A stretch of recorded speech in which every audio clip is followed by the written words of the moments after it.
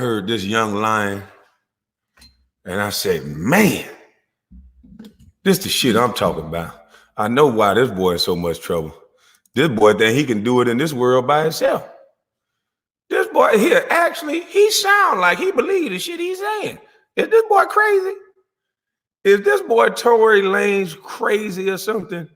Does he actually think he gonna be a man that's attached to America, making all that type of money and not have a white zaddy? Does he actually think he must be crazy? He must be crazy. This boy connected to something. I'm hearing this boy talking. I say, hell yeah.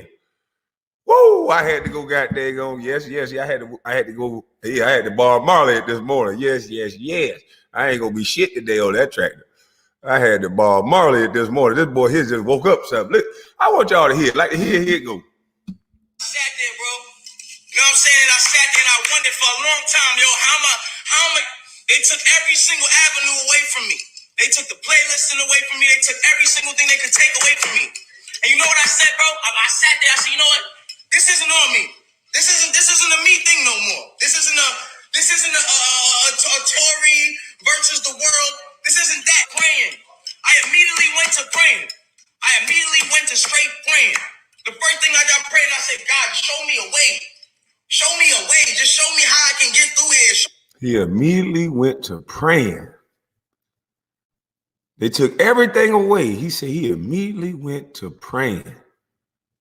Show me a way. Show me something that's different. Show me when the world is standing against me, show me a different way. And I prayed, I kept praying, I kept praying. And God told me he was going to bless me 1,000 times over. To the point one day I'm praying one day, my nigga. And one day I'm all praying and it gets to this standpoint where I'm like, yo. Did you hear how many times he said he be praying? Every time he say something against him, he said he pray. And I don't think y'all understand what this boy just did, but he gonna explain it to you. Hold on.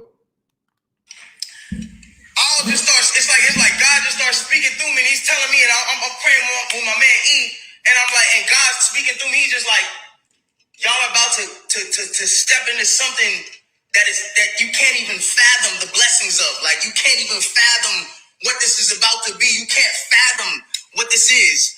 And at the time I didn't understand it because, you know, they was blocking me in every kind of way.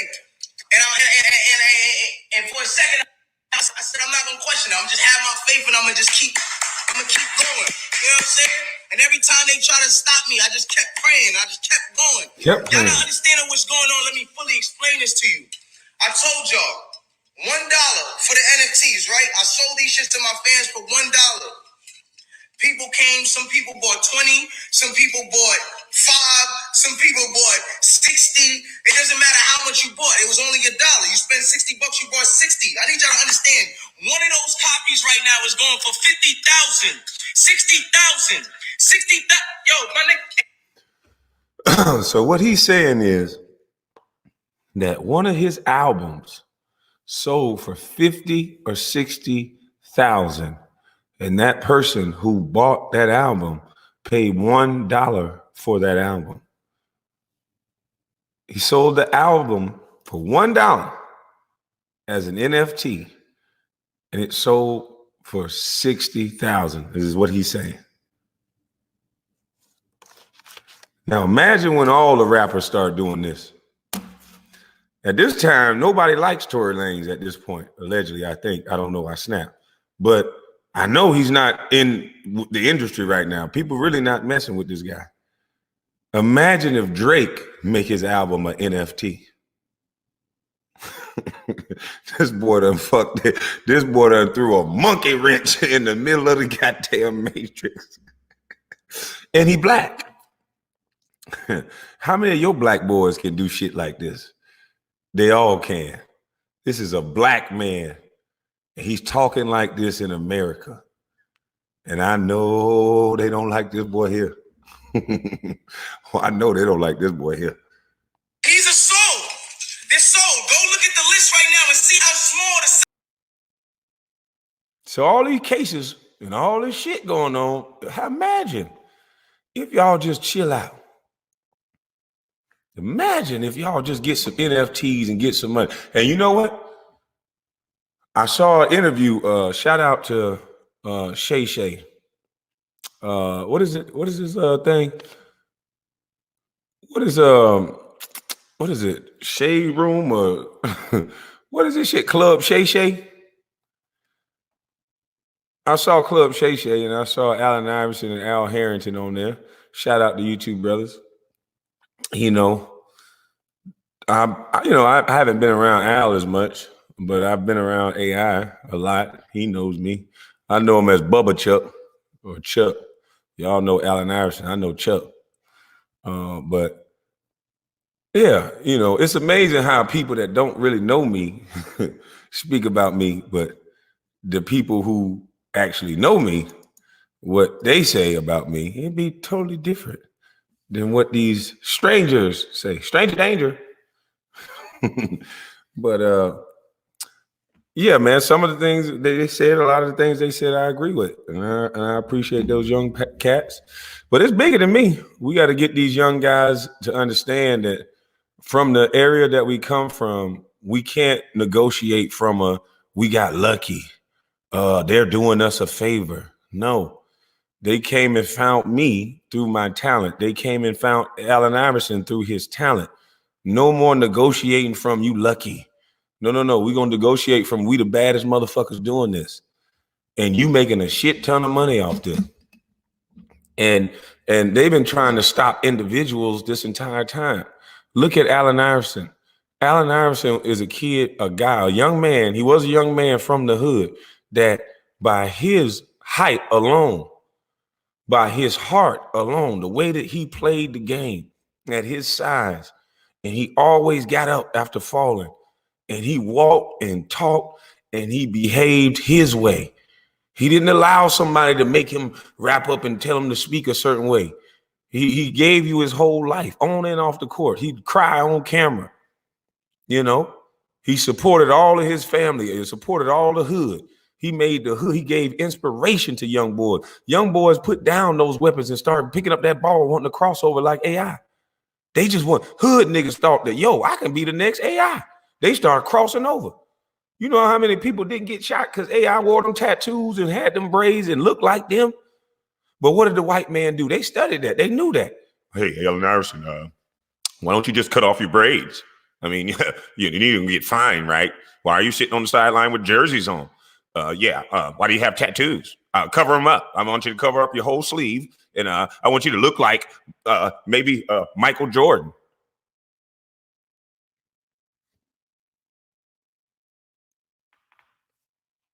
Although Michael Jordan is the greatest player, one of the greatest players that ever played the game, he's not connected to the youth. He's not connected to the hood. Allen Iverson was one of the guys that even now, you take Allen Iverson to the hood, it's kids that'll break out damn near crying. When you have that much power and you have that much reach to affect these kids' mind, they go to fucking with you. And if you notice, everything about AI, they was fucking with that man. Every story they want to tell, we talking about practice. You stupid son of bitches don't even know the story behind that. Because the media changed that story. The man just wanted to live his way and inspire the people that he understood what they like. He carried the hood on his back. The reason why he got up so many times off that goddamn floor when they'll knock his little short ass down and you my size, because he wanted that kid from the hood to know, I don't give a fuck how big these niggas is. You can do it. Get your ass back up and get to work. That's inspirational to these young kids. Yeah, David Stern, God rest his soul, he couldn't stand AI, in my opinion, I think. I'm just saying. And although some of you white coaches, Larry Brown, the only thing that we don't agree on is that you might have gave Allen Iverson way too much flack, because I'm telling you, what he represents to the hood is bigger than you guys trying to punish him and make him who the fuck y'all wanted him to be.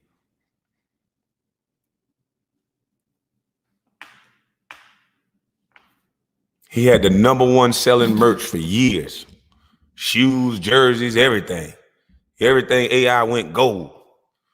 He forced them motherfuckers to leave him alone because there was so many motherfuckers supporting him.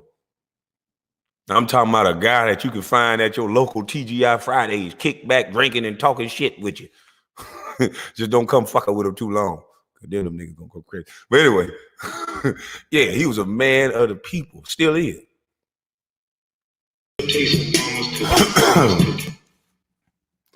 So yeah. So that's why it's about representation. That's why they hate LeVar Ball. That's why I will always shout out LeVar Ball on this channel, because LeVar Ball is one of the most important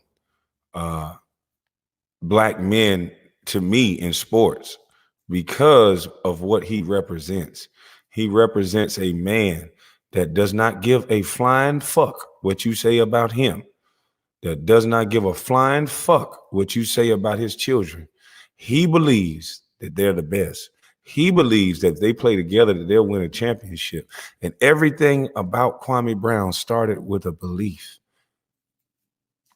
So when somebody start talking about what they believe and they manifest it through words and then they put actions behind it, I tend to believe them as well, because I've done it. And the people who do the work understand. Sometimes you say it, you got, that's how you motivate yourself. Hell yeah, I could do this shit. Fucking right. Don't you let me down right now, motherfucker. Hell yeah. That's how this shit works. But there's people that study us black folks. They understand that. And so they make you think that everybody with a belief, oh, he's too cocky. Oh, he's too arrogant. Oh, why would anybody sound like that? And majority of the world, you can't understand how to sound like that. Look at what AI said. He was one of the shortest people out there. He was the shortest person against the names that he named. He was the smallest guy. He's shorter than MJ. He's shorter than all of them. Kobe, RIP. But guess what he said? Well, shit, 100 people, 1 million people can disagree, but I think I'm the best son bitch out here. And they train that out of our black boys. They train them to be a part of a system. They train them to listen to mama.